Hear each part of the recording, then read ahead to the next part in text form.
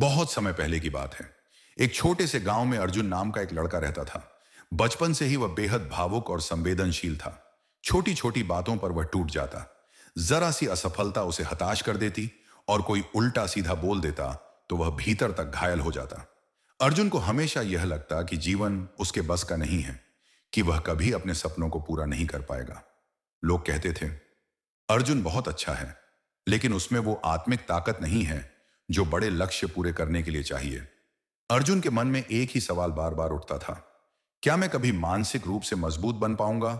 गांव के बाहर घने जंगल के बीचों बीच एक साधु बाबा का आश्रम था। लोग कहते थे कि वह साधु बाबा न केवल जीवन के रहस्यों को जानते थे, बल्कि उन्होंने स्वयं अपने जीवन में भी गहन दुखों को पार कर अद्भुत मानसिक शक्ति प्राप्त की थी। अर्जुन ने तय किया कि वह साधु बाबा से मिलकर अपनी समस्या का समाधान ढूंढेगा। एक सुबह वह हल्के कांपते पैरों से बाबा के आश्रम पहुंचा। बाबा ध्यान में लीन थे। अर्जुन चुपचाप बैठ गया और धैर्यपूर्वक उनके जागने का इंतजार करने लगा। घंटों बीते, सूरज ढलने लगा, मगर बाबा ने आंखें नहीं खोली। अर्जुन का शरीर थक गया था, लेकिन उसके मन में आश्चर्य था कि कैसे कोई व्यक्ति इतनी देर तक बिना हिले डुले बैठ सकता है। वह वहीं सो गया। सुबह जब उसकी नींद खुली तो उसने देखा कि बाबा उसे देखकर मुस्कुरा रहे हैं। बाबा बोले, बेटा, जो धैर्य तूने एक रात में दिखाया वही मानसिक मजबूती का पहला बीज है। अब बताओ, क्यों आए हो? अर्जुन ने अपनी सारी व्यथा कह सुनाई। बाबा ने कुछ क्षण आंखें मूंदी, फिर बोले, मानसिक रूप से मजबूत बनना कोई जादू नहीं है। यह एक यात्रा है जिसमें हर दिन अभ्यास करना होता है। आओ, मैं तुम्हें एक कहानी सुनाता हूं। और बाबा ने अपनी कहानी शुरू की। बहुत पहले एक छोटा बीज धरती की गहराई में पड़ा था। वह बीज अंधेरे से डरता था, मिट्टी के बोझ से घुटता था, पानी से भीग कर कांपता था। हर बार जब बारिश होती, बीज सोचता कि वह गल जाएगा। हर बार जब गर्मी बढ़ती, बीज सोचता कि वह जल जाएगा। लेकिन समय बीतता गया और धीरे धीरे उस बीज ने एक छोटी सी जड़ निकाली। फिर एक नन्हा अंकुर फूटा। हर चुनौती के बाद वह थोड़ा और मजबूत होता गया। आंधियां आईं, धूप झुलसाती रही, मगर बीज अब एक नन्हा पौधा बन चुका था। वह जान चुका था कि डर को पार किए बिना ऊपर नहीं बढ़ा जा सकता। वर्षों बाद वही पौधा एक विशाल वृक्ष बन गया, जिसकी शाखाओं पर पक्षी बसेरा करते थे, जिसकी छांव में राहगीर विश्राम करते थे। बाबा रुके और अर्जुन की ओर देखकर बोले, बेटा, मानसिक मजबूती इसी प्रक्रिया से आती है। तुम्हें भी अपने भीतर के डर, असफलता और आलोचना को पार करना सीखना होगा। अर्जुन ने उत्सुकता से पूछा, लेकिन बाबा, मैं कैसे सीखूं? मुझे तो हर असफलता तोड़ देती है। बाबा मुस्कुराए, तुम कल से मेरे साथ रहो। जो मैं कराऊंगा उसे बिना प्रश्न किए करना। अर्जुन ने सहमति में सिर हिला दिया। अगले दिन बाबा ने अर्जुन को जंगल के बीचों बीच भेजा, जहां उसे अकेले एक रात गुजारनी थी। जंगल की रात डरावनी थी। हर ओर अजीब आवाजें, जंगली जानवरों की चीखें। अर्जुन का दिल बार बार डर से कांपता, लेकिन वह बाबा का वचन निभाने के लिए डटा रहा। रात भर उसने खुद को ढांढस बंधाया, मैं डर से बड़ा हूं, मैं परिस्थिति से बड़ा हूं। जब सुबह की किरणें फैलीं, अर्जुन के चेहरे पर एक अलग ही चमक थी। बाबा ने देखा और कहा, देखो, तुमने अपने डर को हराया। यह पहला कदम है। मानसिक मजबूती का अर्थ है डर के बावजूद आगे बढ़ना। फिर बाबा ने उसे एक दूसरा कार्य दिया। इस बार उसे गांव के बाजार में जाकर अपने सिर पर मिट्टी का घड़ा रखना था, जिसमें एक छोटा सा पौधा लगा था, और लोगों से कहना था कि यह उसका सबसे कीमती खजाना है। स्वाभाविक था कि लोग हंसेंगे, मजाक उड़ाएंगे। पहले तो अर्जुन को अपमान का डर सताया, लेकिन बाबा के आदेश का पालन करने के लिए वह बाजार गया। जैसे ही वह घड़ा लेकर बाजार में चला, लोग हंसने लगे। कुछ ने चिढ़ाया, कुछ ने उसका मजाक उड़ाया। अर्जुन के कान गर्म हो गए, आंखों में पानी आ गया, लेकिन उसने अपना पौधा कसकर पकड़ लिया और पूरे बाजार का चक्कर लगाया। शाम को वापस लौटकर वह थका हुआ सा बाबा के सामने बैठा। बाबा ने उसके सिर से घड़ा उतारा, पौधे को देखा और कहा, बहुत अच्छा, आज तुमने दूसरों की राय से ऊपर उठना सीखा। मानसिक मजबूती का दूसरा सबक यही है, दूसरों की बातों से विचलित न होना। दिन बीतते गए। बाबा अर्जुन को नित्य नए अभ्यासों में लगाते। कभी उसे तेज धूप में खेत जोतने भेजते, कभी भूख सहकर ध्यान साधना कराते, कभी उसे असहज प्रश्नों का सामना करने को कहते। अर्जुन हर दिन थोड़ा और मजबूत बनता गया। एक दिन बाबा ने उसे एक लंबी चढ़ाई पर भेजा। पहाड़ की चोटी तक पहुंचने का कार्य था। रास्ता कठिन था, पत्थरीला, कांटों भरा और खतरनाक। अर्जुन कई बार गिरा, चोट लगी, हाथों में छाले पड़ गए, लेकिन वह रुका नहीं। आखिरकार जब वह चोटी पर पहुंचा और नीचे देखा तो उसे अपना गांव छोटे से बिंदु जैसा नजर आया। उसे पहली बार एहसास हुआ कि कठिनाइयों को पार करने के बाद जो दृश्य मिलता है वह कितना सुंदर होता है। जब वह नीचे उतरा तो बाबा ने उससे पूछा, क्या सीखा? अर्जुन ने कहा, सीखा कि कठिनाई ही हमें ऊंचाई तक पहुंचाती है। जो दर्द सह लेता है वही विजेता बनता है। बाबा ने मुस्कुराकर आशीर्वाद दिया। अब तुम मानसिक रूप से मजबूत बन चुके हो। अब तुम्हारा मन परिस्थितियों के थपेड़ों से नहीं डगमगाएगा। अब तुम्हारा आत्मबल तुम्हारा। नमस्कार दोस्तों, आपका हमारे चैनल अकेला व्यक्ति में स्वागत है। दोस्तों, क्या आप जानते हैं कि आपका मस्तिष्क आपकी सफलता और खुशियों की चाबी है? अगर हमारा दिमाग मजबूत है तो हम बड़े से बड़े फैसले आसानी से ले सकते हैं और हर मुश्किल का डट कर सामना कर सकते हैं। लेकिन जब समस्याएं हमें घेर लेती हैं तो कई बार हम खुद से हार मान लेते हैं। ऐसे में अगर आप जानना चाहते हैं कि मानसिक रूप से मजबूत कैसे बना जा सकता है और मुसीबतों को कैसे हराया जा सकता है, तो इस वीडियो को अंत तक जरूर देखें।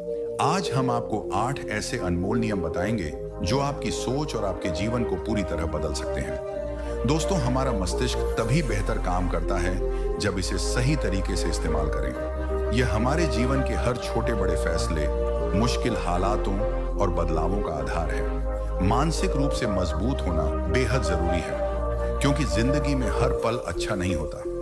कभी कभी हम ऐसी कठिन परिस्थितियों में फंस जाते हैं जो हमें कमजोर और हताश महसूस कराती है। लेकिन जो लोग मानसिक रूप से मजबूत होते हैं वे हर मुश्किल से निकलने का रास्ता खोज लेते हैं। आज की इस वीडियो में हम इसी पर चर्चा करेंगे, कैसे आप मानसिक मजबूती हासिल कर सकते हैं और अपने कठिन समय से बाहर आ सकते हैं। एक बार एक बौद्ध गुरु अपने शिष्यों को मस्तिष्क की ताकत के बारे में सीख दे रहे थे।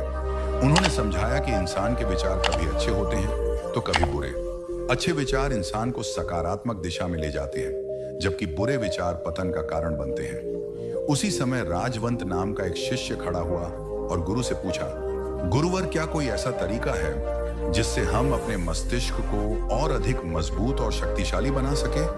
अगर आप भी इस सवाल का जवाब जानना चाहते हैं तो इस वीडियो को अंत तक देखें। गुरु बोले, हाँ, मैं अवश्य बताऊंगा कि खुद को मानसिक रूप से मजबूत कैसे बनाया जा सकता है। लेकिन उससे पहले मैं तुम्हें कुछ महत्वपूर्ण बातें मस्तिष्क और मन के बारे में समझाना चाहता हूं। इन बातों को ध्यानपूर्वक सुनो, तभी तुम समझ पाओगे कि मानसिक शक्ति को कैसे विकसित किया जा सकता है। गुरु ने कहा, जब भी हम कोई बात सोचते हैं तो सबसे पहले वह विचार हमारे मस्तिष्क में जन्म लेते हैं। उसके बाद उसी विचार के अनुसार हमारा पूरा शरीर प्रतिक्रिया करता है। उदाहरण के लिए, अगर आप दुखद बातें सोचते हैं तो आप महसूस करेंगे कि आपका शरीर धीरे धीरे कमजोर और सुस्त होने लगता है। आपकी ऊर्जा कम होने लगती है। लेकिन इसके विपरीत, जब आप प्रेरणादायक और उत्साहजनक बातें सोचते हैं तो आपके अंदर असीमित ऊर्जा का प्रवाह होने लगता है। आप न केवल ऊर्जावान महसूस करते हैं, बल्कि आपके चेहरे और शरीर की हर हरकत में यह संगीत, लखने पल्ली संगीत बना देता है। जबकि उत्साह से भरे आपके शरीर को नई ताकत और ऊर्जा प्रदान करते हैं। यही कारण है कि हमारा शरीर पूरी तरह से हमारे मस्तिष्क में उत्पन्न हो रहे विचारों पर निर्भर करता है। गुरु बोले, अब तक की मेरी बातों को समझकर तुम्हें यह जरूर महसूस हुआ होगा कि हमारा मन और मस्तिष्क कितना प्रभावशाली है। अब मैं तुम्हें यह बताने जा रहा हूं कि मानसिक रूप से मजबूत कैसे बना जा सकता है। मैं तुम्हें 8 ऐसे तरीके सिखाऊंगा जिन पर यदि तुम अमल करोगे और उन्हें अपने विचारों का हिस्सा बना लोगे तो तुम्हारा शरीर भी उसी दिशा में काम करने लगेगा जैसा मैंने पहले समझाया था। जब आप दुखी होते हैं तो आपका शरीर कमजोर और ऊर्जा रहित हो जाता है, लेकिन जब आप खुश होते हैं तो आपके शरीर में ऊर्जा का प्रवाह शुरू हो जाता है। इसका अर्थ यह है कि यदि तुम इन 8 तरीकों को अपनाओ और अपने विचारों में उतारो तो तुम्हारा मस्तिष्क और शरीर पूरी तरह से मजबूत और ऊर्जा से भर जाएगा।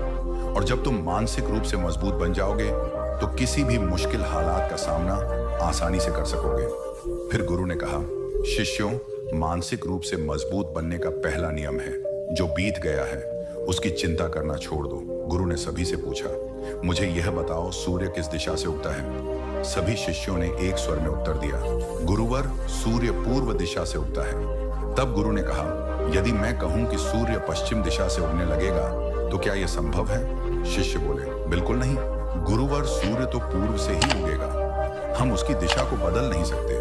गुरु ने आगे कहा, अब मान लो बारिश का मौसम है, यदि मैं यह कहूं कि बारिश तुरंत बंद हो जाए तो क्या ऐसा हो जाएगा?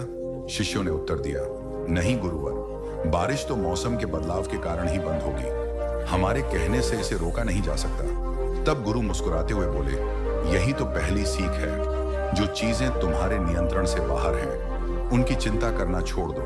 तुम्हारा समय और ऊर्जा केवल उन बातों पर लगनी चाहिए जिन्हें तुम बदल सकते हो। गुरु ने कहा, मान लो मैं कहूं कि ठंड के मौसम में गर्मी पड़ने लगे तो क्या यह संभव है? शिष्यों ने उत्तर दिया, गुरुवर, ऐसा कभी नहीं हो सकता। ठंड के मौसम में गर्मी और गर्मी के मौसम में ठंड होना प्रकृति के नियमों के खिलाफ है। यह सब तो प्रकृति पर निर्भर करता है जो हमारे नियंत्रण में नहीं है। गुरु मुस्कुराते हुए बोले, तुम लोग बिल्कुल सही कह रहे हो। ठीक इसी तरह जो चीजें हमारे नियंत्रण में नहीं है या जो घटनाएं बीत चुकी हैं उनके बारे में बार बार सोचकर परेशान होने का कोई मतलब नहीं। क्या हुई घटनाओं को हम बदल सकते हैं? शिष्यों ने एक साथ कहा, नहीं गुरुवर। गुरु ने आगे समझाया, अगर तुम उन बीती बातों को लेकर चिंता करते रहोगे तो इससे केवल तुम्हारी ऊर्जा खत्म होगी और तुम परेशान होते जाओगे। इसलिए जो कुछ भी तुम्हारी जिंदगी में घट चुका है उसे भूलने की कोशिश करो। इसका सबसे अच्छा तरीका यह है कि तुम अपने आने वाले भविष्य पर ध्यान केंद्रित करो। वर्तमान में जो हो सकता है उसी पर अपनी ऊर्जा लगाओ। गुरु ने फिर कहा, मानसिक रूप से मजबूत बनने का दूसरा नियम है ध्यान करने की आदत डालना। गुरु ने शिष्यों को गौतम बुद्ध का उदाहरण देते हुए कहा, जब भगवान गौतम बुद्ध सत्य की खोज में निकले तो उन्होंने कई तरीके आजमाए, उन्होंने कई तरह के कर्मकांड किए, लेकिन इससे उन्हें कुछ भी हासिल नहीं हुआ। उनका शरीर कमजोर और दुबला पतला हो गया, पर सत्य को पाने में वे असफल रहे। उनके गुरुओं ने उन्हें कई उपाय बताए, लेकिन कोई भी उपाय सफल नहीं हुआ। अंततः उन्होंने ध्यान की गहराइयों में उतरने का फैसला किया। जब वे ध्यान में लीन हुए तो धीरे धीरे उन्हें अपनी खोज का उत्तर मिलने लगा। गुरु ने आगे कहा, ध्यान के माध्यम से गौतम बुद्ध ने अपने सभी विचारों पर विजय प्राप्त की। उन्होंने अपनी हर भावना पर नियंत्रण पाया, पाप के मार्ग को हराया और काम वासना पर भी विजय पाई। यह सब ध्यान की गहरी अवस्था में संभव हुआ। कई दिनों तक ध्यान की अवस्था में रहने से उनका मन और मस्तिष्क पूरी तरह शांत हो गया। इसी शांत मस्तिष्क ने उन्हें सत्य के मार्ग पर आगे बढ़ने में मदद की। गुरु ने कहा, ध्यान करने से हमारा मन स्थिर और शांत हो जाता है। जब हम किसी चीज पर ध्यान केंद्रित करते हैं तो हमारे विचार स्पष्ट होते हैं और हम सही दिशा में आगे बढ़ पाते हैं। इसलिए ध्यान को अपनी दिनचर्या का हिस्सा बनाओ। गुरु ने कहा, जब हम ध्यान करते हैं तो हमारा पूरा ध्यान उसी एक चीज पर केंद्रित हो जाता है। हमारा दिमाग इधर उधर नहीं भटकता और हम हर चीज को स्पष्टता के साथ समझने लगते हैं। ध्यान ही वह तरीका है जो न केवल हमारे मस्तिष्क को शांत करता है बल्कि इसे मजबूत भी बनाता है। गुरु ने बौद्ध भिक्षुओं का उदाहरण देते हुए कहा, बौद्ध भिक्षु हमेशा ध्यान की प्रक्रिया पर जोर देते हैं। वे कई घंटे ध्यान में बैठे रहते हैं, जिससे उनका मन और मस्तिष्क पूरी तरह शांत रहता है। जब मन शांत होता है तो विचार भी स्पष्ट होते हैं। एक शांत मन ही सही निर्णय लेने और समस्याओं का समाधान करने में सक्षम होता है। यही कारण है कि ध्यान करने वाला व्यक्ति मानसिक रूप से मजबूत होता चला जाता है। गुरु ने आगे समझाया, ध्यान के माध्यम से आप अपनी वासनाओं पर भी नियंत्रण पा सकते हैं। ध्यान आपको शक्ति देता है कि आप अपनी इच्छाओं को अपनी मर्जी के अनुसार नियंत्रित कर सकें। ध्यान ही वह माध्यम है जो आपके मन और मस्तिष्क को हर तरीके से सशक्त बनाता है। इसके बाद गुरु ने कहा, मानसिक रूप से मजबूत बनने का तीसरा नियम है बहुत ज्यादा उम्मीद मत रखना। गुरु ने कहा, तुम सबको यह समझना होगा कि तुमने इस संसार में अपनी मर्जी से जन्म लिया है। तुमने अपने कर्मों के आधार पर अपना गर्भ चुना है। लेकिन जैसे ही इंसान जन्म लेता है वह इस बात को भूल जाता है कि उसे जीवन में क्या करना है। मैंने पहले समझाया था, जब आप दुखी होते हैं तो आपका शरीर कमजोर और ऊर्जा रहित हो जाता है, लेकिन जब आप खुश होते हैं तो आपके शरीर में ऊर्जा का प्रवाह शुरू हो जाता है। इसका अर्थ यह है कि यदि तुम इन 8 तरीकों को अपनाओ और अपने विचारों में उतारो तो तुम्हारा मस्तिष्क और शरीर पूरी तरह से मजबूत और ऊर्जा से भर जाएगा। और जब तुम मानसिक रूप से मजबूत बन जाओगे तो किसी भी मुश्किल हालात का सामना आसानी से कर सकोगे। फिर गुरु ने कहा, शिष्यों, मानसिक रूप से मजबूत बनने का पहला नियम है, जो बीत गया है उसकी चिंता करना छोड़ दो। गुरु ने सभी से पूछा, मुझे यह बताओ, सूर्य किस दिशा से उगता है? सभी शिष्यों ने एक स्वर में उत्तर दिया, गुरुवर, सूर्य पूर्व दिशा से उगता है। तब गुरु ने कहा, यदि मैं कहूं कि सूर्य पश्चिम दिशा से उगने लगेगा तो क्या यह संभव है? शिष्य बोले, बिल्कुल नहीं गुरुवर, सूर्य तो पूर्व से ही उगेगा, हम उसकी दिशा को बदल नहीं सकते।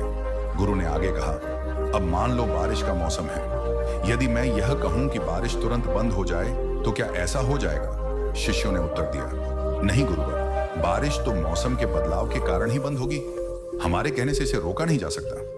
तब गुरु मुस्कुराते हुए बोले, यही तो पहली सीख है, जो चीजें तुम्हारे नियंत्रण से बाहर हैं, उनकी चिंता करना छोड़ दो। तुम्हारा समय और ऊर्जा केवल उन बातों पर लगनी चाहिए जिन्हें तुम बदल सकते हो। गुरु ने कहा, मान लो मैं कहूं कि ठंड के मौसम में गर्मी पड़ने लगे, तो क्या यह संभव है? शिष्यों ने उत्तर दिया, गुरुवर, ऐसा कभी नहीं हो सकता। ठंड के मौसम में गर्मी और गर्मी के मौसम में ठंड होना प्रकृति के नियमों के खिलाफ है। यह सब तो प्रकृति पर निर्भर करता है, जो हमारे नियंत्रण में नहीं है। गुरु मुस्कुराते हुए बोले, तुम लोग बिल्कुल सही कह रहे हो। ठीक इसी तरह जो चीजें हमारे नियंत्रण में नहीं हैं या जो घटनाएं बीत चुकी हैं, उनके बारे में बार बार सोचकर परेशान होने का कोई मतलब नहीं। क्या हुई घटनाओं को हम बदल सकते हैं? शिष्यों ने एक साथ कहा, नहीं गुरुवर। गुरु ने आगे समझाया, अगर तुम उन बीती बातों को लेकर चिंता करते रहोगे तो इससे केवल तुम्हारी ऊर्जा खत्म होगी और तुम परेशान होते जाओगे। इसलिए जो कुछ भी तुम्हारी जिंदगी में घट चुका है उसे भूलने की कोशिश करो। इसका सबसे अच्छा तरीका यह है कि तुम अपने आने वाले भविष्य पर ध्यान केंद्रित करो। वर्तमान में जो हो सकता है उसी पर अपनी ऊर्जा लगाओ। गुरु ने फिर कहा, मानसिक रूप से मजबूत बनने का दूसरा नियम है ध्यान करने की आदत डालना। गुरु ने शिष्यों को गौतम बुद्ध का उदाहरण देते हुए कहा, जब भगवान गौतम बुद्ध सत्य की खोज में निकले तो उन्होंने कई तरीके आजमाए, उन्होंने कई तरह के कर्मकांड किए, लेकिन इससे उन्हें कुछ भी हासिल नहीं हुआ। उनका शरीर कमजोर और दुबला पतला हो गया, पर सत्य को पाने में वे असफल रहे। उनके गुरुओं ने उन्हें कई उपाय बताए, लेकिन कोई भी उपाय सफल नहीं हुआ। अंततः उन्होंने ध्यान की गहराइयों में उतरने का फैसला किया। जब वे ध्यान में लीन हुए तो धीरे धीरे उन्हें अपनी खोज का उत्तर मिलने लगा। गुरु ने आगे कहा, ध्यान के माध्यम से गौतम बुद्ध ने अपने सभी विचारों पर विजय प्राप्त की। उन्होंने अपनी हर भावना पर नियंत्रण पाया, पाप के मार्ग को हराया और काम वासना पर भी विजय पाई। यह सब ध्यान की गहरी अवस्था में संभव हुआ। कई दिनों तक ध्यान की अवस्था में रहने से उनका मन और मस्तिष्क पूरी तरह शांत हो गया। इसी शांत मस्तिष्क ने उन्हें सत्य के मार्ग पर आगे बढ़ने में मदद की। गुरु ने कहा, ध्यान करने से हमारा मन स्थिर और शांत हो जाता है। जब हम किसी चीज पर ध्यान केंद्रित करते हैं तो हमारे विचार स्पष्ट होते हैं और हम सही दिशा में आगे बढ़ पाते हैं। इसलिए ध्यान को अपनी दिनचर्या का हिस्सा बनाओ। गुरु ने कहा, जब हम ध्यान करते हैं तो हमारा पूरा ध्यान उसी एक चीज पर केंद्रित हो जाता है। हमारा दिमाग इधर उधर नहीं भटकता और हम हर चीज को स्पष्टता के साथ समझने लगते हैं। ध्यान ही वह तरीका है जो न केवल हमारे मस्तिष्क को शांत करता है, बल्कि इसे मजबूत भी बनाता है। गुरु ने बौद्ध भिक्षुओं का उदाहरण देते हुए कहा, बौद्ध भिक्षु हमेशा ध्यान की प्रक्रिया पर जोर देते हैं। वे कई घंटे ध्यान में बैठे रहते हैं, जिससे उनका मन और मस्तिष्क पूरी तरह शांत रहता है। जब मन शांत होता है तो विचार भी स्पष्ट होते हैं। एक शांत मन ही सही निर्णय लेने और समस्याओं का समाधान करने में सक्षम होता है। यही कारण है कि ध्यान करने वाला व्यक्ति मानसिक रूप से मजबूत होता चला जाता है। गुरु ने आगे समझाया, ध्यान के माध्यम से आप अपनी वासनाओं पर भी नियंत्रण पा सकते हैं। ध्यान आपको शक्ति देता है कि आप अपनी इच्छाओं को अपनी मर्जी के अनुसार नियंत्रित कर सकें। ध्यान ही वह माध्यम है जो आपके मन और मस्तिष्क को हर तरीके से सशक्त बनाता है। इसके बाद गुरु ने कहा, मानसिक रूप से मजबूत बनने का तीसरा नियम है, बहुत ज्यादा उम्मीद मत रखना। गुरु ने कहा, तुम सबको यह समझना होगा कि तुमने इस संसार में अपनी मर्जी से जन्म लिया है। तुमने अपने कर्मों के आधार पर अपना गर्भ चुना है। लेकिन जैसे ही इंसान जन्म लेता है वह इस बात को भूल जाता है कि उसे जीवन में क्या करना है और क्या नहीं। वह संसार की मोह माया में उलझ जाता है और अपनी असली पहचान खो देता है। यही वजह है कि वह दूसरों से बहुत ज्यादा उम्मीदें लगाने लगता है। गुरु ने समझाया, जितनी ज्यादा उम्मीदें किसी व्यक्ति या वस्तु से रखोगे, उतना ही अधिक दुख तुम्हें उन्हीं से मिलेगा। अगर कोई तुम्हारी उम्मीदों पर खरा नहीं उतरा तो सबसे ज्यादा तकलीफ तुम्हें उसी से होगी, क्योंकि जब उम्मीद टूटती है तो दुख गहरा होता है। इसलिए संसार जीवन में किसी भी व्यक्ति या चीज से अत्यधिक उम्मीदें मत रखो। यही तुम्हारे मानसिक शांति और मजबूती का आधार होगा। तभी एक शिष्य खड़ा होकर पूछता है, हे गुरुवर, बिना उम्मीद के जीवन कैसे जिया जा सकता है? हम सभी के मन में कुछ ना कुछ लक्ष्य और इच्छाएं होती हैं। हम सबके मन में रहता है कि हमें यह करना है, पाना है। क्या उम्मीद और इच्छाएं रखना गलत है? गुरु मुस्कुराए और बोले, इस प्रश्न का उत्तर मैं आगे दूंगा, लेकिन सबसे पहले यह समझो कि उम्मीदों का बोझ तुम्हारे मानसिक और भावनात्मक स्वास्थ्य को कैसे प्रभावित करता है। गुरु ने शिष्यों की बात सुनकर कहा, बिना उम्मीदों के जीवन जीना मुश्किल है, लेकिन सही प्रकार की उम्मीदें ही आपको सफलता की ओर ले जाएंगी। गुरु ने समझाया, कुछ पाने की इच्छा कुछ बड़ा बनने की ला आपके भीतर से आनी चाहिए, न कि किसी और व्यक्ति, वस्तु या परिस्थिति पर आधारित होनी चाहिए। मैं यह कह रहा हूं कि दूसरों से जरूरत से ज्यादा उम्मीदें मत लगाओ। अगर तुम यह सोचो कि तुम्हारा मित्र हमेशा तुम्हारे साथ खड़ा रहेगा या वह हमेशा तुम्हारे लिए वही करेगा जो तुम चाहते हो, तो यह उम्मीदें मोह और दुख का कारण बन जाएंगी। गुरु ने कहा, खुद से उम्मीद रखना सीखो। अगर तुम अपने आप से अपेक्षा रखते हो और वह पूरी नहीं होती तो दुख जरूर होगा, लेकिन वह दुख सीमित होगा। वहीं दूसरों से उम्मीद रखने पर अगर वह पूरी ना हो तो गहरा दुख होता है। यही बात माता पिता और बच्चों पर भी लागू होती है। गुरु ने गंभीर स्वर में कहा, कई बार माता पिता अपने अधूरे सपनों का बोझ बच्चों पर डाल देते हैं।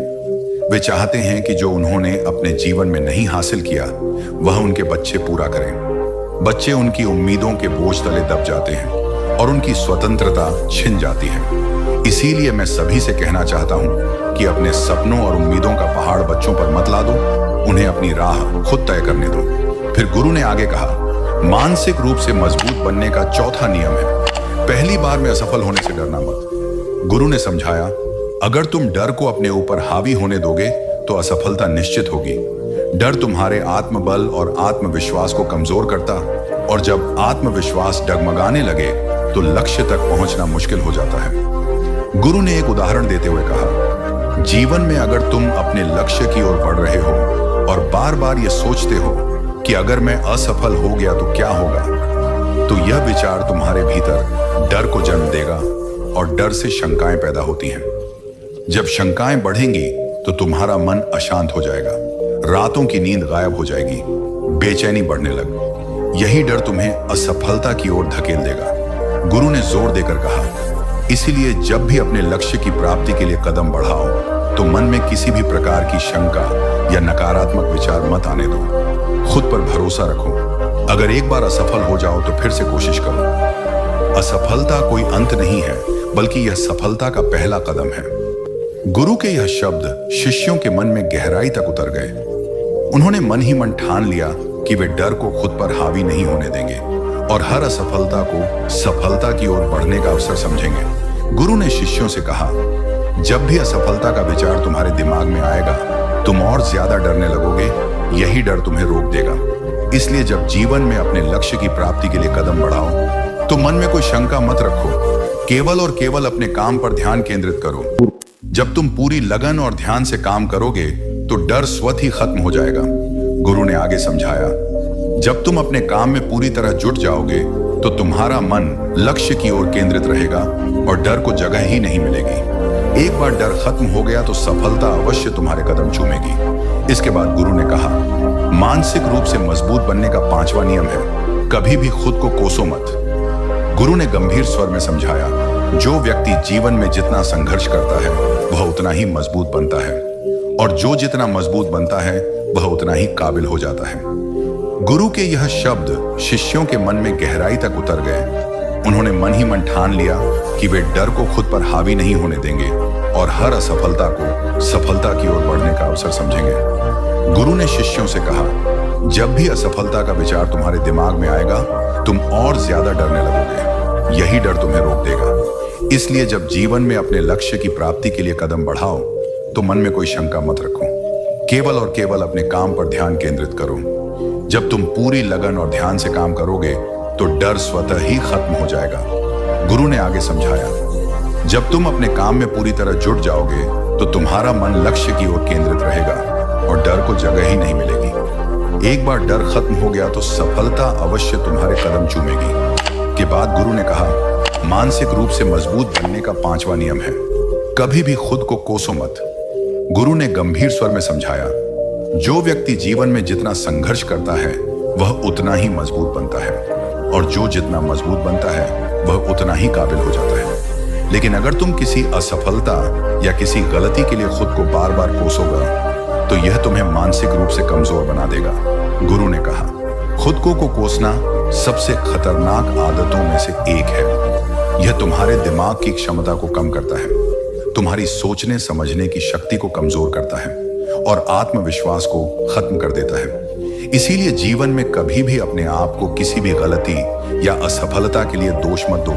अगर किसी कार्य में असफल हो गए या जो तुमने सोचा था वह नहीं हो पाया तो इसका मतलब यह नहीं कि तुम हमेशा असफल रहोगे। गुरु ने उदाहरण देते हुए कहा, अगर मैं कहूं कि यह सामने आम का पेड़ है और पूछूं कि इस पर सबसे पहले कौन सा जानवर चढ़ेगा, हाथी, बंदर, गिलहरी या शेर, तो तुम सब क्या कहोगे?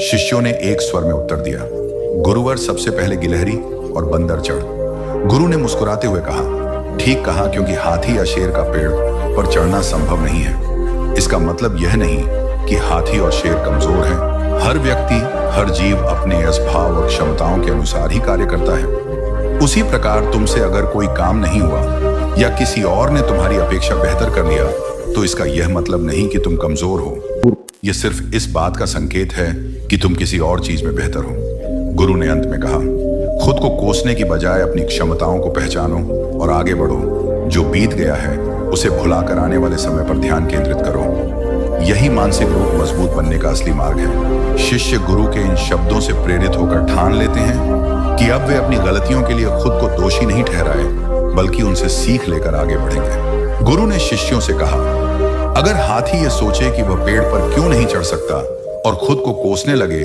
तो क्या यह सही होगा?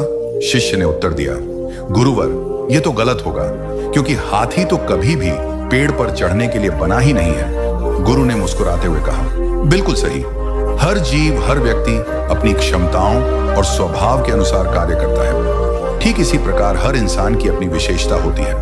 कोई किसी काम में माहिर होता है तो कोई किसी और काम में। हमें यह समझना चाहिए कि जरूरी नहीं है कि जो काम दुनिया कर रही है वही हम भी करें। तुम अपनी प्रतिभा और क्षमता को पहचानो और उसी के अनुसार कार्य करो। अगर तुम अपनी क्षमताओं के हिसाब से काम करोगे तो सफलता तुम्हारे कदम जरूर चूमेगी। गुरु ने आगे कहा, मानसिक रूप से मजबूत बनने का 6वां नियम है, अपनी ऊर्जा को व्यर्थ में बर्बाद मत करो। गुरु ने गंभीरता से समझाया, तुम सबके पास अभी बहुत ऊर्जा है, लेकिन ध्यान रखना, अगर तुम इस ऊर्जा को गलत कार्यों या गलत लोगों पर बर्बाद करोगे तो यह तुम्हें बर्बादी की ओर ले जाएगी। इसीलिए अपनी ऊर्जा को सही दिशा में लगाओ, अपने लक्ष्य पर पूरी ऊर्जा के साथ ध्यान केंद्रित करो।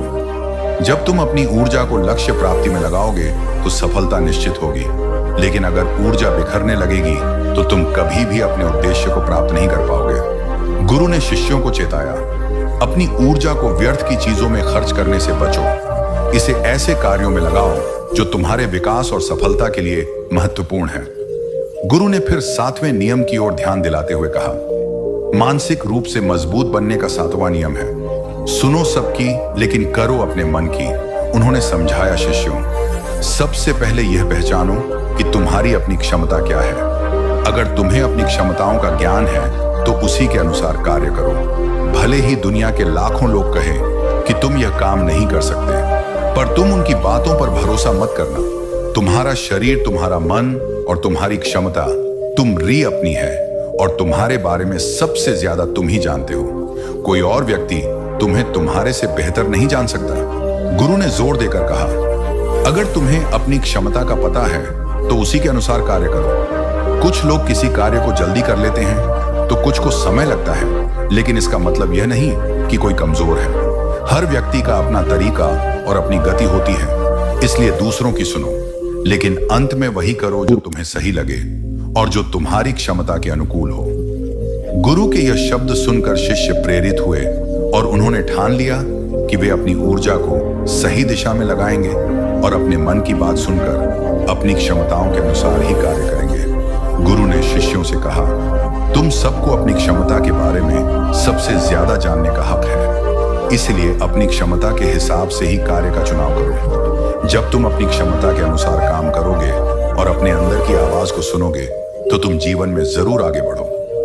गुरु ने आगे समझाया, कई बार लोग अपनी क्षमता को पहचान नहीं पाते। वे दूसरों की बातों के मुताबिक काम करने लगते हैं और अपना बहुमूल्य समय इस तरह बर्बाद कर देते हैं। वे बिना सोचे समझे किसी कार्य को करने में जुट जाते हैं, सिर्फ इस वजह से कि दूसरों ने कहा था। लेकिन ऐसे लोग कभी भी अपने लक्ष्य को प्राप्त नहीं कर सकते, क्योंकि जो अपनी क्षमता को नहीं पहचान पाता वह जीवन में कभी भी सफलता नहीं प्राप्त कर सकता। गुरु ने फिर जोर देकर कहा, यह शरीर तुम्हारा है, यह दिमाग तुम्हारा है और सोचने समझने की शक्ति भी तुम्हारी है। तुम्हें यह समझना होगा कि तुम्हारा शरीर कितना मजबूत है, कितना ताकतवर है और इसमें कितनी क्षमता है। अगर तुम्हें लगता है कि तुम्हारी क्षमता अभी कम है तो इसे बढ़ाने की कोशिश करो। अपने अंदर की भावनाओं को सुनो और अपनी क्षमता के अनुसार ही आगे बढ़ो। गुरु ने आगे कहा, मानसिक रूप से मजबूत बनने का 8वां नियम है, बोलना कम करो और अपने कार्य पर ध्यान दो। गुरु ने बताया, जो लोग बहुत ज्यादा बोलते हैं वे अपनी ऊर्जा को बिना किसी उद्देश्य के नष्ट करते रहते हैं। जो ज्यादा बोलते हैं वे कम सोचते हैं, क्योंकि उन्होंने अपनी सारी ऊर्जा बोलने में खर्च कर दी होती है। उनका दिमाग सोचने के लिए समय नहीं पा पाता। वही जो लोग कम बोलते हैं उन्हें सोचने का ज्यादा समय मिलता है। और जब तुम किसी विचार पर या किसी विषय पर अधिक ध्यान दोगे तो तुम सफलता की दिशा में आगे बढ़ो, क्योंकि तुम्हारे दिमाग में सही विचार आएंगे जो तुम्हें अपने लक्ष्य को प्राप्त करने में मदद करेंगे।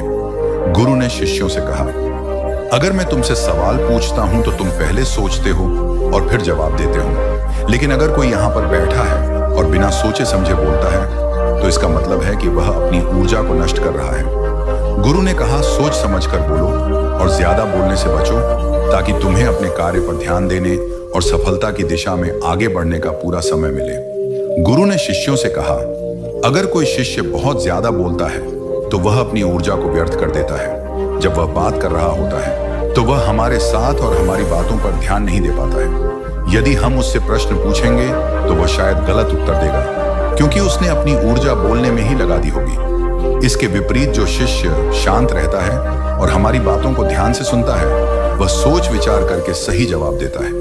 इसलिए शिष्यों को कम बोलने का अभ्यास करना चाहिए। गुरु ने बताया, जब तुम कम बोलने का अभ्यास करोगे तो तुम किसी भी विषय या विचार पर ज्यादा ध्यान दे पाओगे, और जब तुम अच्छे से सोच सकोगे तो समस्या का समाधान जरूर निकलेगा। कम बोलने से तुम्हारी ऊर्जा भी बचती है और इस ऊर्जा का उपयोग तुम सोचने में कर सकते हो। गुरु ने शिष्यों को समझाया, यह थे मानसिक रूप से मजबूत बनने के 8 नियम। अगर तुम इन 8 नियमों का पालन यकीन के साथ अपनी जिंदगी में करते हो तो तुम मानसिक रूप से बेहद मजबूत बनोगे। फिर कोई भी परेशानी या रुकावट तुम्हारी जिंदगी में नहीं आएगी। कोई भी समस्या आएगी तो तुम उसका डटकर सामना कर पाओगे। गुरु की बातों को सुनकर सभी शिष्य उनका कोटि कोटि नमन करते हैं और समझ जाते हैं कि यह 8 नियम उनके जीवन में कितने फायदेमंद साबित होंगे। वे गुरु को प्रणाम करते हैं और उस दिन की शिक्षा पूरी होती है। सभी शिष्य अपने आश्रम की ओर लौटते हैं। गुरु ने इस शिक्षा के अंत में कहा, दोस्तों, उम्मीद है कि इस वीडियो से आपको कुछ महत्वपूर्ण बातें सीखने को मिली होंगी। यह वीडियो आपको ऐसी बातें बताएगा जो आपके जीवन को पूरी तरह से बदल सकती हैं। हम सब रात को खाना खाकर तुरंत सो जाते हैं, लेकिन क्या आप जानते हैं कि यही हमारी बीमारियों का कारण बनता है? गुरु ने आगे बताया, हमारे शरीर में 80% बीमारियां इस आदत की वजह से होती हैं। हम खुद ही अपनी बीमारियों को आमंत्रित करते हैं। गुरु ने शिष्यों को जीवन के कुछ और महत्वपूर्ण पहलुओं के बारे में बताया और उनकी शिक्षा इस तरह समाप्त हुई जो उनके जीवन में गहरे बदलाव लाने वाली थी। गुरु ने शिष्यों से कहा, बच्चों, क्या आप सभी को यह पता है कि हम लंबे समय तक स्वस्थ कैसे रह सकते हैं? शिष्यों ने उत्तर दिया, गुरुदेव, हमें इस बारे में जानकारी नहीं है, कृपया हमें इसके बारे में विस्तार से बताइए। गुरु मुस्कुराए और बोले, एक छोटा सा नियम है जिसे यदि हम अपने जीवन में अपनाते हैं तो हम अनेकों बीमारियों से बच सकते हैं, और यह नियम है रात को पेट भरकर खाना खाने से बचो।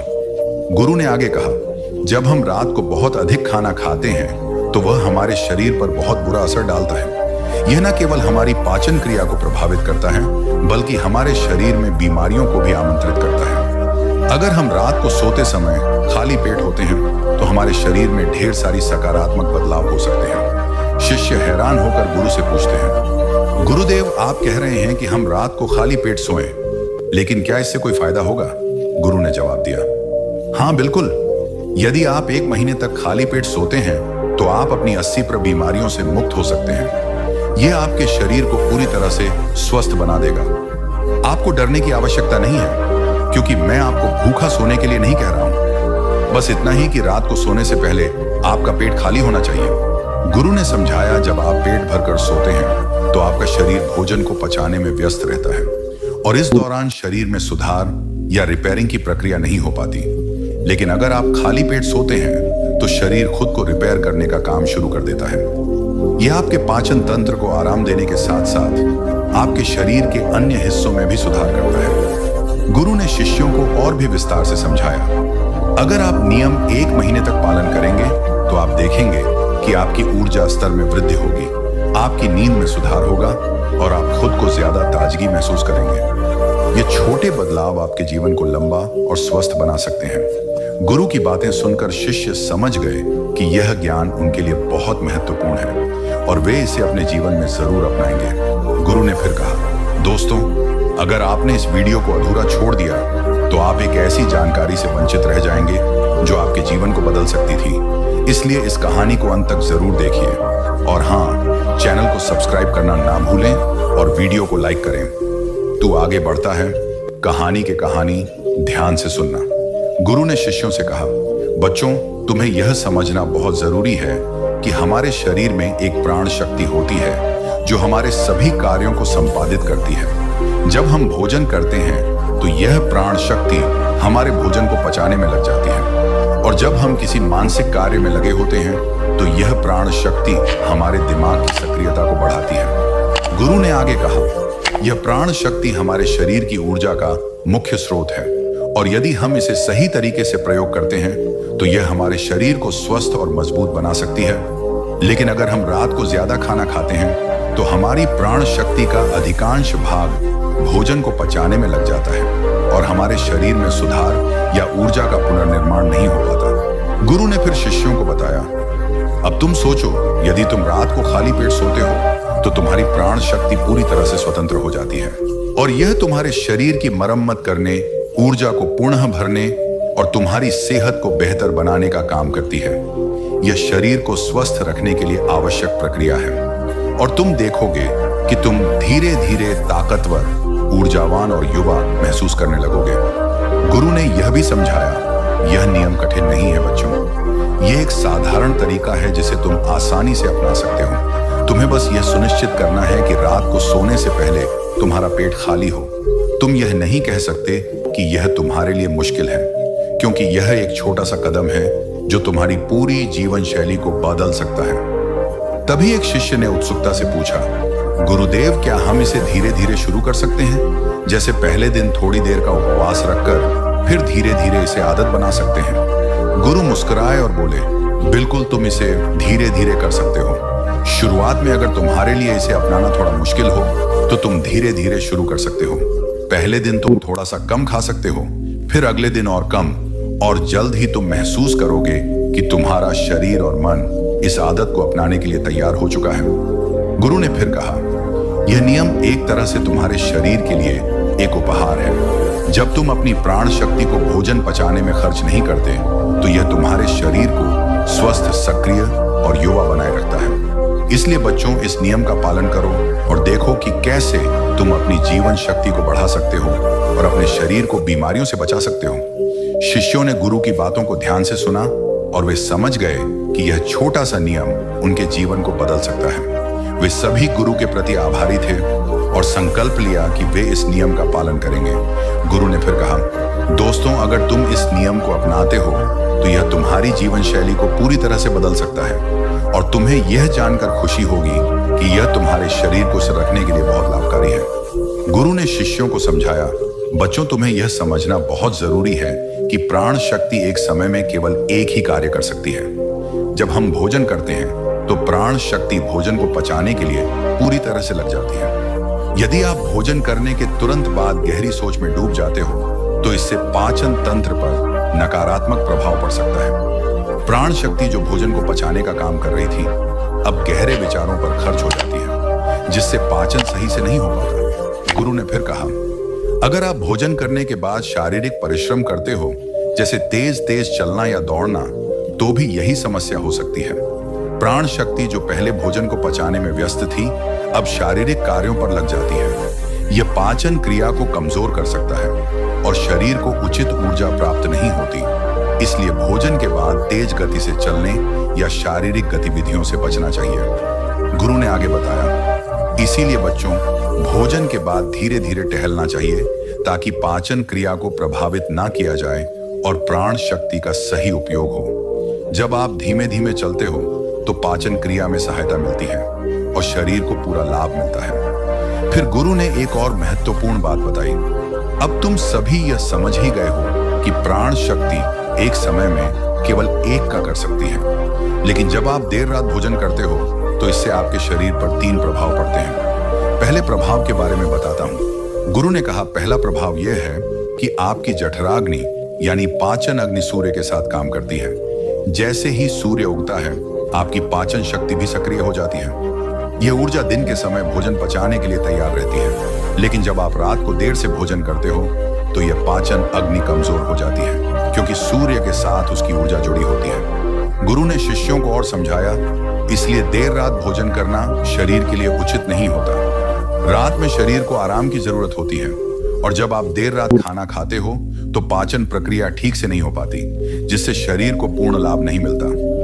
गुरु की बातों को ध्यान से सुनकर शिष्य समझ गए कि देर रात खाना ना खाना और भोजन के बाद शारीरिक गतिविधियों से बचना उनके स्वास्थ्य के लिए कितना महत्वपूर्ण है। गुरु ने शिष्यों से कहा, अब तुम्हें यह 3 प्रभाव समझ में आ गए होंगे। पहला प्रभाव तो यह था कि रात में भोजन करने से पाचन अग्नि कमजोर हो जाती है, जो दिन के समय बेहतर काम करती है। गुरु ने फिर शेष प्रभावों के बारे में बताया और शिष्यों ने इस ज्ञान को ध्यान से सुना, यह जानकर कि यह सब उनके जीवन को स्वस्थ बनाने के लिए महत्वपूर्ण था।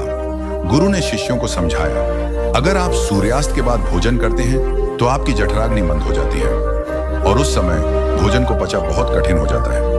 यदि आप सूर्यास्त से पहले भोजन करते हो तो जठराग्नि ठीक से कार्य करती है और भोजन का सही तरीके से पाचन होता है। जब आप सूर्यास्त के बाद खाते हो तो वह भोजन पचने में समय लेता है और शरीर में लंबे समय तक रुका रहता है, जिससे उसमें सड़न पैदा होने लगती है। यह सड़न विष बनकर आपके शरीर के लिए हानिकारक हो जाता है। गुरु ने कहा, इसीलिए यदि आप सूर्यास्त से पहले हल्का भोजन करें तो यह आपके शरीर के लिए बहुत लाभकारी रहेगा और पाचन प्रक्रिया सही से काम करेगी। फिर गुरु ने तीसरे प्रभाव के बारे में बताया, जब आप भोजन करने के तुरंत बाद सोने चले जाते हो तो प्राण शक्ति जो आपके शरीर की मरम्मत में मदद करती है, वह भोजन को पचाने में पूरी तरह से व्यस्त हो जाती है। इससे शरीर में मरम्मत की प्रक्रिया रुक जाती है। गुरु ने कहा, आपकी प्राण शक्ति एक समय में एक ही कार्य कर सकती है। जब आप तुरंत सोने चले जाते हो तो प्राण शक्ति पाचन में लग जाती है और शरीर की मरम्मत नहीं हो पाती है। लंबे समय तक ऐसा होने पर शरीर में कई बीमारियां उत्पन्न हो सकती हैं। गुरु ने शिष्यों से कहा, आपको यह समझना है कि भोजन के बाद सोने से बचना चाहिए ताकि शरीर में मरम्मत की प्रक्रिया जारी रह सके। यही कारण है कि जब आप सोने से पहले खाना खाते हो तो प्राण शक्ति भोजन को पचाने में व्यस्त हो जाती है और शरीर को ठीक से आराम और मरम्मत नहीं मिल पाती। फिर गुरु ने एक और महत्वपूर्ण प्रभाव बताया। तीसरा प्रभाव यह है कि जब आप भोजन करके तुरंत सो जाते हो तो दिमाग और शरीर के बीच विरोधाभास पैदा हो जाता है। दिमाग चाहता है कि उसे नींद मिले, लेकिन पाचन तंत्र सक्रिय रहता है और उसे काम करने के लिए समय चाहिए। इस स्थिति में नींद गहरी नहीं हो पाती है और शरीर को आराम नहीं मिलता। गुरु ने कहा, इसका परिणाम यह होता है कि आप भले ही 7 घंटे या 8 घंटे सोते हो, लेकिन सुबह उठने में कठिनाई होती है। आप दिन भर थका हुआ महसूस करते हो और ऊर्जा की कमी महसूस करते हो। यह सब इस कारण होता है कि नींद गहरी नहीं हो पाती है और शरीर को पूरा आराम नहीं मिलता है। गुरु ने शिष्यों से कहा, तो बच्चों, ये सब प्रभाव हमारे शरीर पर होते हैं, जब हम भोजन के तुरंत बाद सोने जाते हैं, इसीलिए आपको यह समझना चाहिए कि भोजन करने के बाद थोड़ा समय जागते रहना चाहिए ताकि पाचन प्रक्रिया पूरी हो सके और शरीर को पूरी नींद और आराम मिल सके। गुरु ने शिष्यों से कहा, जब आप भोजन करते हैं और फिर सोने जाते हैं तो आपकी प्राण शक्ति पाचन पर पूरी तरह से केंद्रित हो जाती है। इस कारण शरीर की मरम्मत का कार्य नहीं हो पाता। पूरी रात प्राण शक्ति भोजन को पचाने में लगी रहती है और जब आप सुबह उठते हैं तो आप फिर से कुछ खाते हैं। इससे आपकी प्राण शक्ति बार बार पाचन कार्य में ही लगी रहती है और शरीर के अन्य महत्वपूर्ण कार्य मंद पड़ जाते हैं। यह स्थिति शरीर के लिए हानिकारक है। गुरु ने फिर बताया, अगर आप सूर्यास्त के बाद भारी भोजन करते हैं तो इससे आपकी पाचन प्रणाली बिगड़ जाती है। इसके बाद आप कई उपाय करते हैं इसे सुधारने के लिए, लेकिन प्राकृतिक प्रणाली जिसे परमात्मा ने हमें दी है को नजरअंदाज कर देते हो। यह स्वाभाविक प्रणाली है जो शरीर को खुद ही साफ करती है और बीमारियों को ठीक करती है। गुरु ने शिष्यों से कहा, अब ध्यान से सुनो, तुम्हारे शरीर की बीमारियां खुद ही ठीक हो सकती हैं, लेकिन इसके लिए तुम्हें कुछ बातें समझनी होंगी। सबसे पहले तुम्हें रात 7 बजे से पहले अपना भोजन करना है। अगर तुम 7 बजे से पहले भोजन कर लेते हो और फिर रात 9 बजे से 10 बजे तक सोने जाते हो तो तुम्हारे पास 3 घंटे का समय होता है जिसमें वह हल्का भोजन पेट से नीचे उतरकर ठीक से पच जाता है। गुरु ने समझाया, यदि तुम 7 बजे भोजन करते हो तो लगभग 10 बजे तक आधा भोजन पच जाता है और जो बचा हुआ होता है वह रात 1 बजे तक पूरी तरह से पच जाता है। उसके बाद रात 1 बजे के बाद प्राण शक्ति शरीर की मरम्मत के काम में लग जाती है और वह हीलिंग प्रक्रिया शुरू हो जाती है। फिर गुरु ने एक और महत्वपूर्ण बात बताई। प्राण शक्ति को ठीक से काम करने के लिए आपको 2 तरीकों से भूखा रहना पड़ता है। मैं तुम्हें उपवास करने के लिए नहीं कह रहा हूं, क्योंकि उपवास हर किसी के लिए संभव नहीं होता। मैं तुम्हें अर्ध उपवास या प्रातकालीन उपवास करने की सलाह दे रहा हूं। इस उपवास में आपको 16 घंटे का उपवास रखना होता है। ये वास शरीर को पूरी तरह से साफ करने और मरम्मत करने का समय देता है। गुरु ने बताया कि अर्ध उपवास की शुरुआत आप इस प्रकार कर सकते हैं। गुरु ने शिष्यों से कहा, तुम्हें रात 7 बजे भोजन करना चाहिए और फिर अगले दिन सुबह 7 बजे भोजन करना चाहिए। जब तुम 7 बजे भोजन करते हो तो वह भोजन रात 1 बजे तक पच जाता है और उसके बाद तुम्हारे शरीर के पास लगभग 6 घंटे होते हैं जिनमें प्राण शक्ति शरीर की मरम्मत का कार्य करती है। यदि तुम यह नियम अपनाते हो तो तुम्हारे शरीर को इसका बड़ा फायदा मिलेगा। गुरु ने आगे कहा, अगर तुम रात 9 या 10 बजे भोजन करते हो तो तुम्हें इस नियम को बदलकर 7 बजे भोजन करना शुरू कर देना चाहिए। यह एक छोटा सा नियम है, लेकिन यह तुम्हारे जीवन में बड़ा बदलाव ला सकता है। पहले अपने शरीर की स्वाभाविक प्रणाली को ठीक करो, फिर बाकी चीजों का ध्यान रखना। गुरु ने शिष्यों को बताया, अगर तुम इस नियम से और भी ज्यादा लाभ लेना चाहते हो तो तुम शाम को 7 बजे भोजन कर सकते हो और फिर सुबह 11 बजे भोजन करो। इस प्रकार तुम्हारे शरीर को 16 घंटे का समय मिलेगा जिसमें वह भोजन को पचाने के बाद रिपेयरिंग का काम शुरू कर देगा। जब तुम अपने शरीर को आराम देते हो, पाचन तंत्र को रिलैक्स होने देते हो और प्राण शक्ति को अपना कार्य करने देते हो तो यह प्राण शक्ति पूरे शरीर को प्रभावित करेगी और तुम्हारे पूरे सिस्टम को ठीक करेगी। गुरु ने यह भी कहा, तुम यह प्रभाव 15 से 20 दिनों में महसूस करना शुरू करोगे। अगर तुम्हें कोई गंभीर बीमारी है तो वह ठीक होने लगेगी। अगर तुम्हारी त्वचा खराब है तो वह चमकने लगेगी और अगर तुम्हारे बाल झड़ते हैं तो वे मजबूत होंगे। यदि बाल सफेद हो गए हैं तो वे धीरे धीरे काले होने लगेंगे। तुम्हारी थकान भी दूर हो जाएगी और यदि तुम मानसिक तनाव या चिंता से जूझ रहे हो तो वह भी समाप्त हो जाएगा। गुरु ने अंत में कहा, जो विद्यार्थी पढ़ाई करते हैं लेकिन उन्हें याद नहीं रहता, उनके लिए भी यह नियम फायदेमंद होगा, क्योंकि जब प्राण शक्ति पूरी तरह से पाचन पर केंद्रित रहती है तो वह दिमाग तक नहीं पहुंच पाती, जिससे याददाश्त प्रभावित होती है। जब तुम इस नियम का पालन करोगे तो तुम्हारा दिमाग शांत और रिलैक्स रहेगा और तुम्हें पढ़ी हुई चीजें याद रहने लगेंगी। गुरु ने शिष्य से कहा, अगर आप 7 बजे भोजन करते हैं और फिर 10 बजे सोने जाते हैं तो अगर आपको भूख लगे तो आप इस समय को समझें। हमारी शरीर की प्रत्येक कोशिका का एक सिस्टम होता है जो बाहर से कैलोरी लेकर ऊर्जा बनाती है और उसी ऊर्जा से हमारा शरीर काम करता है। लेकिन जब कोशिकाओं को कुछ समय तक बाहरी आहार नहीं मिलता है तो वे अपने अंदर के वेस्ट मटेरियल से ऊर्जा बनाने लगती हैं। गुरु ने आगे समझाया, इस स्थिति में कोशिकाएं अपने अंदर जो भी वेस्ट मटेरियल पड़ा रहता है, जैसे कि गलत तरीके से जमा हुआ प्रोटीन या बैक्टीरिया, उसे अवशोषित करके ऊर्जा का निर्माण शुरू कर देती है। इसे ओंटोफगी या ओनंटोफिजिक कहते हैं और इस प्रक्रिया में कोशिकाओं की सफाई होती है। गुरु ने शिष्य को बताया जो कोशिकाओं के अंदर एक संरचना होती है, उसे लाइसोसोम कहा जाता है और इस लाइसोसोम में कुछ एंजाइम होते हैं। यह एंजाइम कोशिका के अंदर के वेस्ट मटेरियल का पाचन करके उसे ऊर्जा में बदल देते हैं। इस प्रकार जब कोशिकाएं बाहर से ऊर्जा प्राप्त नहीं करती तो वे अपने अंदर के वेस्ट मटेरियल को इकट्ठा करके उसे उपयोगी ऊर्जा में बदल देती हैं। गुरु ने इसे विस्तार से समझाते हुए कहा, यह प्रक्रिया हमारे शरीर की डिटॉक्स प्रणाली को सक्रिय करती है। जब आप समय समय पर भोजन नहीं करते और अपने शरीर को आराम देने का अवसर देते हैं तो यह प्रक्रिया खुद ही शुरू हो जाती है।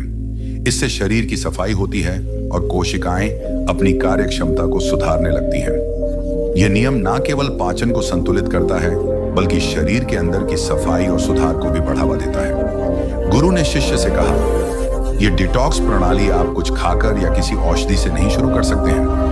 यह केवल तब शुरू हो सके जब आप समय समय पर आहार से बचते हैं। दिन भर का पूर्ण उपवास सभी के लिए संभव नहीं होता, लेकिन अगर आप 16 घंटे का नियम अपनाते हैं, जैसे कि शाम को 7 बजे भोजन करके अगले दिन 7 बजे, या अगर संभव हो तो 11 बजे भोजन करते हैं, तो आपको कोई कठिनाई नहीं होगी। इस समय में आप अधिकतर सोते रहते हैं और बाकी समय में अपने दिनचर्या में व्यस्त रहते हैं, जिससे आपको भूख का एहसास नहीं होता। गुरु ने आगे समझाया, यदि खाने के बाद भी भूख लगे तो आप नारियल पानी ले सकते हैं, क्योंकि यह आपकी डिटॉक्स प्रक्रिया में कोई बाधा नहीं डालता। इसके साथ आप एक और उपाय कर सकते हैं, जिससे आपकी भूख पर भी प्रभाव पड़ेगा और आपकी डिटॉक्स प्रक्रिया भी बेहतर हो सकेगी।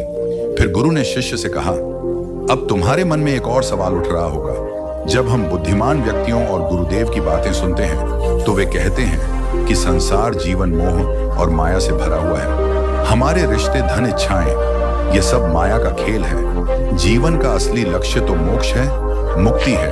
हमें आध्यात्मिक जीवन की ओर बढ़ना चाहिए। गुरु ने मुस्कुराते हुए कहा, जब तुम यह सुनते हो तो तुम्हारे मन में यह प्रश्न उठता है, क्या हमारा संसार जीवन जीना व्यर्थ है? क्या हमें केवल आध्यात्मिक जीवन जीना चाहिए? क्या हमें सिर्फ आत्म खोज करनी चाहिए?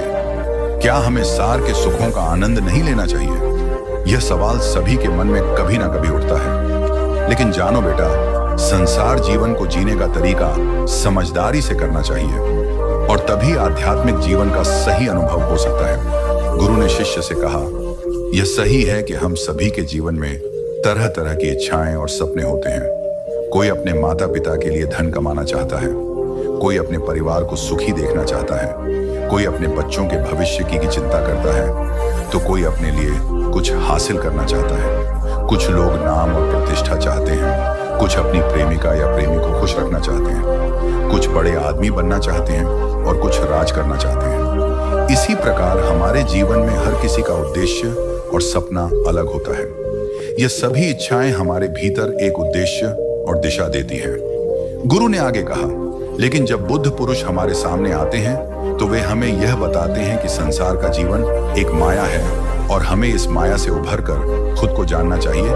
वे हमें कहते हैं कि आध्यात्मिकता की राह पर चलना चाहिए और जब हम इस रास्ते पर चलने लगते हैं तो हमारे भीतर के विचारों और इच्छाओं का संतुलन बिगड़ने लगता है। हमें समझ में नहीं आता कि हम संसार के सुखों का पीछा करें या आध्यात्मिकता की ओर बढ़े।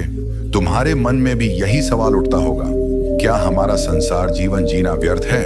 क्या हमें हर चीज छोड़कर एक भिक्षु की तरह जीवन जीना चाहिए? तुम्हारा यह सवाल एकदम सही है और यह हर किसी के मन में कभी ना कभी उठता है। गुरु ने शिष्य से कहा, लेकिन जानो, जीवन में संतुष्टि पाने का तरीका यही है कि हमें संसार के सभी सुखों को त्यागने की आवश्यकता नहीं है। अगर हम अपनी इच्छाओं और सपनों का पालन करते हुए आध्यात्मिकता की राह पर चलते हैं तो हम दोनों संसार और आत्मा का संतुलन बना सकते हैं। हमारे रिश्ते, पैसा, परिवार और दोस्त सभी कुछ मायने रखते हैं और यही हमारे जीवन को पूरी तरह से पूरा बनाता है। गुरु ने शिष्य से कहा, देखो, तुम उनके शब्दों को सही से समझ नहीं पा रहे हो। वे जो कहते हैं उसका मतलब कुछ और होता है और हम उसे अपने जीवन से जोड़कर कुछ और ही समझ लेते हैं। महात्मा बुद्ध ने कभी यह नहीं कहा कि हमें गरीबी पसंद करनी चाहिए या आर्थिक रूप से पिछड़े रहना चाहिए। उन्होंने यह कहा था कि आध्यात्मिक मार्ग पर चलने के लिए हमें आर्थिक रूप से सक्षम होना चाहिए। यह महत्वपूर्ण है कि हमारे पास संसाधन हो ताकि हम आत्मा की खोज में आगे बढ़ सकें। जब तक आप गरीब होते हैं और आपके पास आर्थिक साधन नहीं होते, तब तक आप अपनी आध्यात्मिक यात्रा पर ध्यान नहीं दे सकते। लेकिन वही दूसरी तरफ जब आप अत्यधिक संपन्न हो जाते हैं और धन के पीछे दौड़ते रहते हैं, तो वही संपन्नता आपकी आध्यात्मिक यात्रा में रुकावट बन सकती है। गुरु ने शिष्य से कहा, महात्मा बुद्ध और अन्य महापुरुषों ने अपनी बातें बहुत ही सरल और सीधी भाषा में कही हैं, लेकिन हम अक्सर उन शब्दों का गलत अर्थ निकालते हैं। हम उनकी बातों को अपनी रोजमर्रा की जिंदगी से जोड़ने की कोशिश करते हैं, जो बिल्कुल गलत है।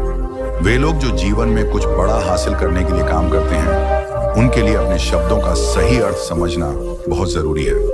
यह बात कुछ इसी तरह है कि हम उनकी बातों को समझते नहीं हैं और उनका गलत अर्थ निकालकर उसे अपने जीवन में उतारते हैं। इससे हम अक्सर अपने जीवन को पूरी तरह से बर्बाद कर लेते हैं। गुरु ने एक कहानी सुनाते हुए आगे कहा, एक बार की बात है, महात्मा बुद्ध अपने नगरवासियों को उपदेश दे रहे थे। वह कह रहे थे, संसार के माया जाल में मत फंसो, संसार से ऊपर उठो, तभी तुम संसार को सही ढंग से समझ पाओगे। वे कह रहे थे कि जो व्यक्ति समय पर अच्छे कर्म नहीं करता और बुरे कामों में लिप्त हो जाता है, वह संसार के जाल में फंस जाता है। लेकिन जो व्यक्ति बुद्धिमानी से काम करता है और अपने कर्मों को सही दिशा में लगाता है, वह जीवन में संतुष्टि और शांति पा सकता है। उस व्यापारी का मन भारी हो गया। उसने सोचा, क्या मैं सच महात्मा बुद्ध की बातों को समझ पाया था? क्या मेरी भलाई के लिए उनका उपदेश सही था? क्या मैं केवल उनकी बातों में आकर अपने जीवन और परिवार को बर्बाद कर रहा हूं? वह यह सोचते सोचते अपने अतीत के बारे में सोचने लगा। जब उसका व्यापार सफल था और उसका परिवार खुशहाल था, वह समझने लगा कि महात्मा बुद्ध की बातों का असल अर्थ क्या था। उसे अब यह महसूस होने लगा कि आध्यात्मिक जीवन का मार्ग अपने कर्म को सही दिशा में लगाना है, न कि दुनियादारी से पूरी तरह से भाग जाना। उसके सामने अब यह प्रश्न था कि क्या वह फिर से अपने जीवन को संवार सकता था और अपने परिवार के लिए कुछ कर सकता था। उसने फिर अपने व्यापार को फिर से शुरू करने की ठानी, लेकिन इस बार वह एक नया दृष्टिकोण अपनाने वाला था। वह अब सिर्फ अपनी सफलता के लिए नहीं, बल्कि अपने परिवार और समाज के भले के लिए काम करना चाहता था। वह अपने काम में मेहनत करेगा, लेकिन इस बार वह दुनिया की मोह माया से परे होकर अपने कर्मों में संतुलन लाने का प्रयास करेगा। अब वह धनी व्यापारी समझ गया था कि महात्मा बुद्ध का उपदेश यह नहीं था कि हमें सभी भौतिक सुखों को छोड़ देना चाहिए, बल्कि यह था कि हमें संतुलन बनाए रखना चाहिए और संसार की मोह माया में पूरी तरह से नहीं फंसना चाहिए। उसे यह एहसास हुआ कि आत्मा की खोज करने के लिए भी हमें अपने जीवन की जिम्मेदारियों को समझना और भाना होता है। उसे लगा कि अगर वह अपने कर्मों को सही दिशा में लगाए और परिवार के लिए भी जिम्मेदारी समझे, तो वह संतुष्टि और शांति पा सकता है। उसने फिर से अपने व्यापार को सही तरीके से चलाना शुरू किया और अपने परिवार के साथ जीवन में संतुलन बनाकर खुशी पाई। महात्मा बुद्ध ने उस व्यापारी की बातों को ध्यान से सुना और चुपचाप उसका आक्रोश सहन किया। फिर उन्होंने शांति से उत्तर दिया, तुम जो कह रहे हो वह केवल तुम्हारी स्थिति को दर्शाता है, लेकिन तुम्हारी नाराजगी तुम्हारे भीतर की अस्सी को दिखाती है। जीवन की सच्चाई केवल धन या भौतिक सुख में नहीं है, बल्कि वह हमारे भीतर है। तुमने जो किया वह एक भूल थी, पर यह तुम्हारी सीख का हिस्सा है। तुम्हारी मुसीबतें तुम्हारे कर्मों का परिणाम है, लेकिन इसका यह मतलब नहीं है कि तुम्हारा जीवन व्यर्थ है। हर कठिनाई में एक नई सीख छिपी होती है। महात्मा बुद्ध की बातें सुनकर व्यापारी का मन शांत हुआ। वह सोचने लगा, क्या सचमुच मैंने अपनी कठिनाइयों को अपने कर्मों का परिणाम समझकर इसे सहन किया है? क्या मैं अपनी जिंदगी में फिर से सही दिशा पा सकता हूं? बुद्ध ने फिर उसे एक उदाहरण दिया। मान लो तुम एक यात्रा पर हो, रास्ते में तुम गिरते हो, घाव भी लगते हैं, लेकिन क्या इसका मतलब है कि तुम्हें अपनी यात्रा छोड़ देनी चाहिए? क्या तुम हर बार गिरने के बाद अपनी यात्रा को छोड़ दोगे? व्यापारी को बुद्ध के शब्दों का अर्थ समझ में आने लगा। वह समझने लगा कि जीवन में मुसीबतें आना स्वाभाविक है और वह अपने जीवन में सिर्फ भौतिक सुखों के पीछे नहीं भाग सकता। असली सुख और शांति तभी मिल सकती है जब वह अपनी कठिनाइयों को समझे और उन्हें जीवन के एक भाग के रूप में स्वीकार करें। वह अब यह समझ चुका था कि महात्मा बुद्ध का उपदेश यह नहीं था कि हमें पूरी तरह से भौतिक सुखों को त्याग देना चाहिए, बल्कि यह था कि हमें संतुलन बनाए रखना चाहिए। जीवन में संतुलन और आत्मनिरीक्षण ही असली शांति का मार्ग है। व्यापारी ने महात्मा बुद्ध से क्षमा मांगी और वचन लिया कि वह अपने कर्मों का पुनर्मूल्यांकन करेगा और जीवन में एक नया दृष्टिकोण अपनाए। उसने फिर से अपने परिवार के लिए काम करना शुरू किया, लेकिन अब वह संतुलन और समर्पण के साथ काम करता था, ना कि अपने भौतिक सुख के लिए। धीरे धीरे उसने अपने व्यापार को फिर से सुधारा और अपने परिवार को खुशहाल जीवन देने में सक्षम हो गया। उसकी मेहनत और सही दिशा ने उसे फिर से संतुष्टि और शांति दी, और वह समझ गया कि मुक्ति और शांति केवल संसार से भाग जाने में नहीं, बल्कि अपने कर्मों को सही तरीके से निभाने में ही है। वह व्यक्ति थोड़ी देर के लिए चुप रहा और फिर बोला, नहीं, मैंने कभी किसी हाथी को हवा में उड़ते हुए नहीं देखा। महात्मा बुद्ध ने फिर उसे शांतिपूर्वक समझाया, ठीक है, तुमने कभी ऐसा नहीं देखा, क्योंकि यह असंभव है। इसी तरह जब तुम आध्यात्मिक जीवन की बात करते हो और उसे केवल भौतिक सुखों से बेहतर समझते हो, तो यह तुम्हारी व्यक्तिगत समझ का हिस्सा हो सकता है। यह तुम्हारी स्थिति से जुड़ा हुआ है, लेकिन इसका मतलब यह नहीं है कि हर किसी का अनुभव एक जैसा होता है। व्यक्ति ने आश्चर्यचकित होकर पूछा, तो फिर आप क्या कहना चाहते हैं? महात्मा बुद्ध ने गहरी सांस ली और कहा, मैं यह कहना चाहता हूं कि आध्यात्मिक जीवन का मतलब यह नहीं है कि हमें भौतिक सुखों का त्याग कर देना चाहिए या पूरी तरह से संसार से कट जाना चाहिए। असल में इसका उद्देश्य है आत्मा की सच्ची शांति की प्राप्ति, जो हमें किसी भी बाहरी स्थिति या परिस्थितियों से परे होती है। तुम्हारे पास जो भी था वह तुम्हारे कर्मों और तुम्हारे मन की स्थिति का परिणाम था। अगर तुमने अपनी स्थिति को समझा और उससे बाहर आने की कोशिश की, तो तुम्हारा आध्यात्मिक मार्ग वही है जो तुम्हें सही दिशा दिखाता है। व्यक्ति ने फिर पूछा, तो क्या आप कह रहे हैं जो दिन के समय बेहतर काम करती है? गुरु ने फिर शेष प्रभावों के बारे में बताया और शिष्यों ने इस ज्ञान को ध्यान से सुना, यह जानकर कि यह सब उनके जीवन को स्वस्थ बनाने के लिए महत्वपूर्ण था। गुरु ने शिष्यों को समझाया, अगर आप सूर्यास्त के बाद भोजन करते हैं तो आपकी जठराग्नि मंद हो जाती है और उस समय भोजन को पचा बहुत कठिन हो जाता है। यदि आप सूर्यास्त से पहले भोजन करते हो तो जठराग्नि ठीक से कार्य करती है और भोजन का सही तरीके से पाचन होता है। जब आप सूर्यास्त के बाद खाते हो तो वह भोजन पचने में समय लेता है और शरीर में लंबे समय तक रुका रहता है, जिससे उसमें सड़न पैदा होने लगती है। यह सड़न विष बनकर आपके शरीर के लिए हानिकारक हो जाता है। गुरु ने कहा, इसीलिए यदि आप सूर्यास्त से पहले हल्का भोजन करें तो यह आपके शरीर के लिए बहुत लाभकारी रहेगा और पाचन प्रक्रिया सही से काम करेगी। फिर गुरु ने तीसरे प्रभाव के बारे में बताया, जब आप भोजन करने के तुरंत बाद सोने चले जाते हो तो प्राण शक्ति, जो आपके शरीर की मरम्मत में मदद करती है, वह भोजन को पचाने में पूरी तरह से व्यस्त हो जाती है। इससे शरीर में मरम्मत की प्रक्रिया रुक जाती है। गुरु ने कहा, आपकी प्राण शक्ति एक समय में एक ही कार्य कर सकती है। जब आप तुरंत सोने चले जाते हो तो प्राण शक्ति पाचन में लग जाती है और शरीर की मरम्मत नहीं हो पाती है। लंबे समय तक ऐसा होने पर शरीर में कई बीमारियां उत्पन्न हो सकती हैं। गुरु ने शिष्यों से कहा, आपको यह समझना है कि भोजन के बाद सोने से बचना चाहिए ताकि शरीर में मरम्मत की प्रक्रिया जारी रह सके। यही कारण है कि जब आप सोने से पहले खाना खाते हो तो प्राण शक्ति भोजन को पचाने में व्यस्त हो जाती है और शरीर को ठीक से आराम और मरम्मत नहीं मिल पाती। फिर गुरु ने एक और महत्वपूर्ण प्रभाव बताया। तीसरा प्रभाव यह है कि जब आप भोजन करके तुरंत सो जाते हो तो दिमाग और शरीर के बीच विरोधाभास पैदा हो जाता है। दिमाग चाहता है कि उसे नींद मिले, लेकिन पाचन तंत्र सक्रिय रहता है और उसे काम करने के लिए समय चाहिए। इस स्थिति में नींद गहरी नहीं हो पाती है और शरीर को आराम नहीं मिलता। गुरु ने कहा, इसका परिणाम यह होता है कि आप भले ही 7 घंटे या 8 घंटे सोते हो, लेकिन सुबह उठने में कठिनाई होती है। आप दिन भर थका हुआ महसूस करते हो और ऊर्जा की कमी महसूस करते हो। यह सब इस कारण होता है कि नींद गहरी नहीं हो पाती है और शरीर को पूरा आराम नहीं मिलता है। गुरु ने शिष्यों से कहा, तो बच्चों, यह सब प्रभाव हमारे शरीर पर होते हैं। जब हम भोजन के तुरंत बाद सोने जाते हैं, इसीलिए आपको यह समझना चाहिए कि भोजन करने के बाद थोड़ा समय जागते रहना चाहिए ताकि पाचन प्रक्रिया पूरी हो सके और शरीर को पूरी नींद और आराम मिल सके। गुरु ने शिष्यों से कहा, जब आप भोजन करते हैं और फिर सोने जाते हैं, कि जो मैं खो चुका हूं वह एक धोखा था। महात्मा बुद्ध ने उसे शांतिपूर्वक उत्तर दिया, नहीं बेटा, यह धोखा नहीं था। यह सिर्फ एक जीवन का अनुभव था जो तुमने खोया।